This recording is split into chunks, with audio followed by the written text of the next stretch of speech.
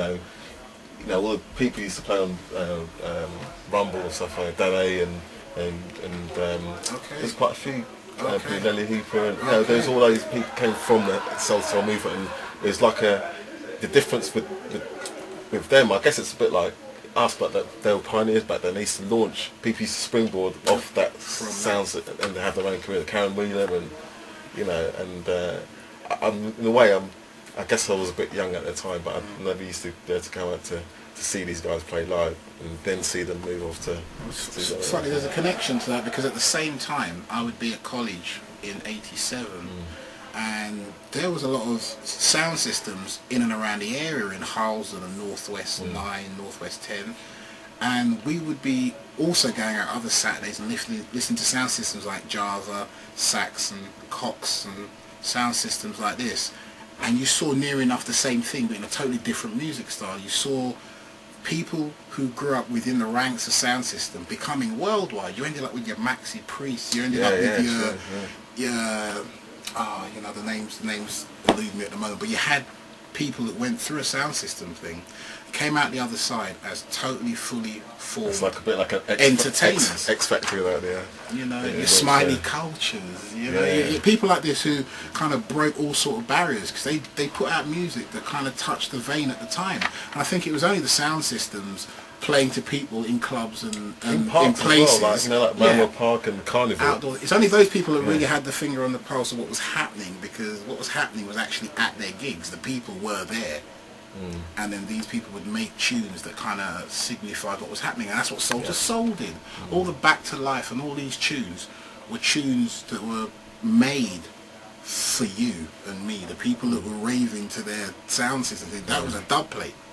They cut it as a dub plate that then became a worldwide style of music.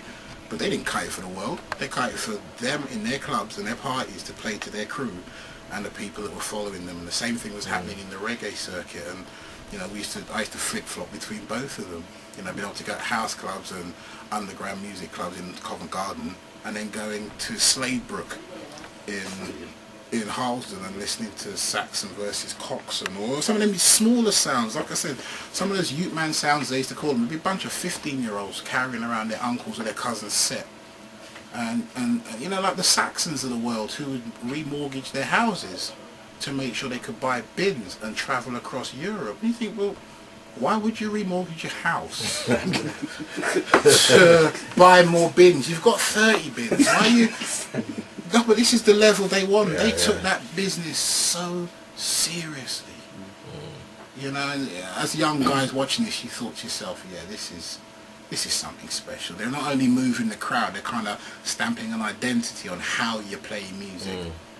You have to be strong in what you play. You have to believe in what you play, or don't play it. Yeah, because it was a whole, this whole Sound Clash thing is like really beautiful. Sound Clash was brilliant. You were so sure of what you had. You could tell a guy, well, you know what? Bring your singer, bring your dubs, bring your set, and we'll bring people. Come, let's play music. And the people would judge who had the best set, the best singers, the best MCs, the best. But you had to have some sort of, you had to be strong to do that, because it's a very intimidating world. Yeah, I bet it is, I mean, you see some of the clips from, from video cassette days when I used to, you end up on YouTube. It wasn't easy. It wasn't easy because you really had to back up your talk. And it was all about making sure that you had the music that night that kind of signified what your sound system was saying, what you were about.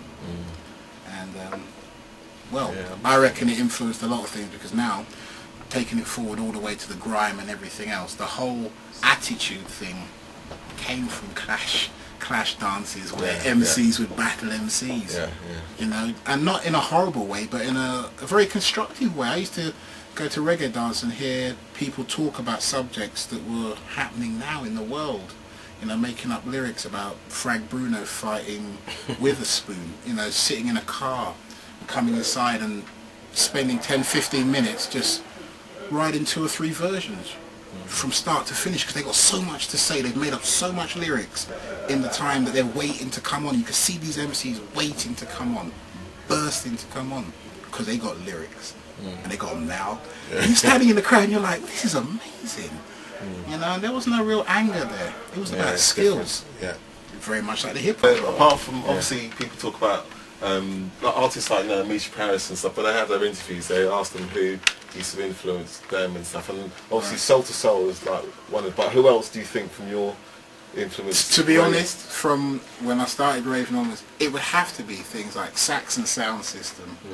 There was Java Sound System from Northwest London as well. Well, Abashanti and stuff.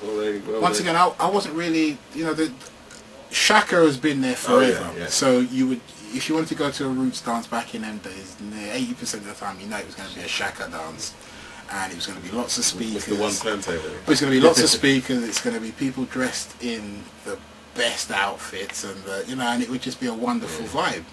Now the thing that I didn't understand was that somehow there was a correlation between going to watch this thing and actually doing it. And like I said, until I was invited to start a sound system, I never thought I could get to those lofty heights.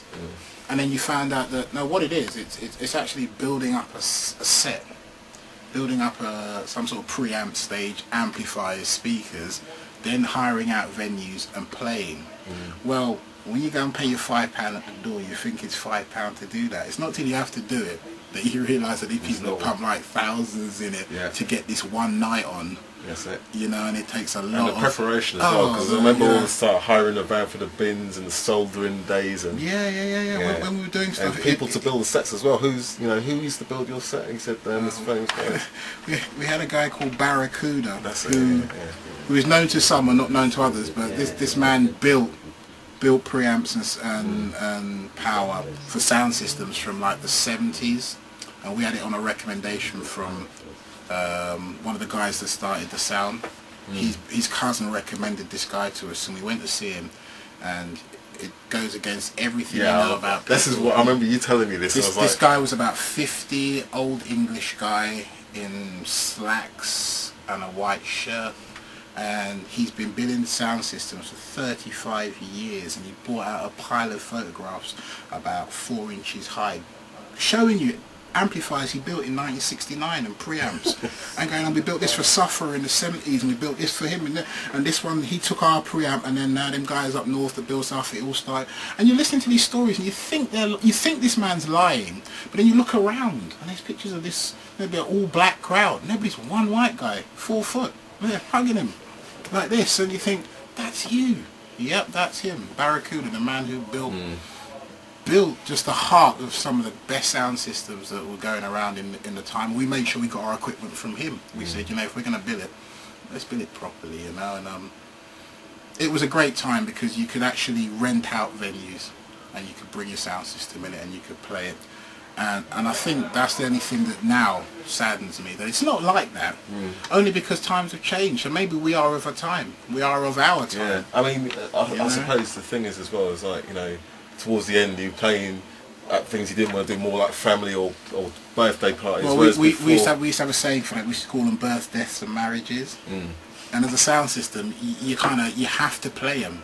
If your aunt comes to you and says, oh, can you play at so and so's thing, you're not going to put on your stuffy head and go, no. It's your aunt asking you, can you play at the wedding? She's not asking, she's telling you you're playing at the wedding, you know, and it's like, you know, and it was nice like that. But things did change. I mean, when it came to actually turning a buck and putting on your own things, like you said, the mega clubs came in. Yeah, that's it. The superstar DJs came in, and things just kind of... It went money. There's a difference. It went from a vibe to... Yeah, and that's the thing.